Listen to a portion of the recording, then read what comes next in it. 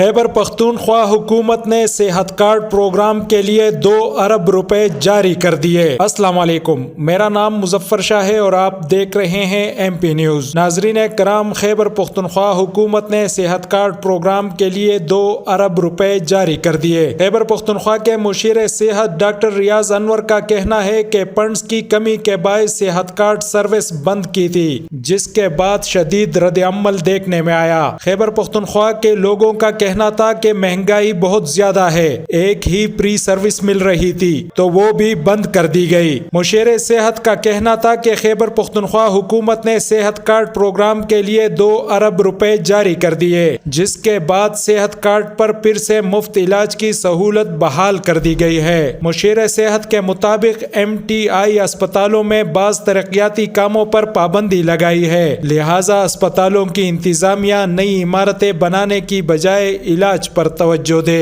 بہت شکریہ۔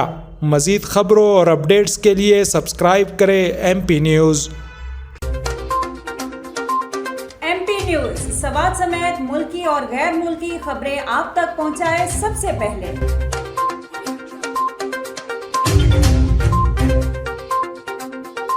دن بھر کی تازہ ترین خبریں ہوں یا عوامی مسائل ہوں، ایم پی نیوز کی سکرین پر سب سے پہلے۔ سیاسی میدان ہو یا ہو کھیل کا میدان، ہم پہنچائیں گے سب سے پہلے خبر ایم پی نیوز پر۔ اب آپ کی آواز بنے گا ایم پی نیوز سب سے پہلے، تو ابھی فیس بک پر اور یوٹیوب پر سبسکرائب کیجیے ایم پی نیوز کو۔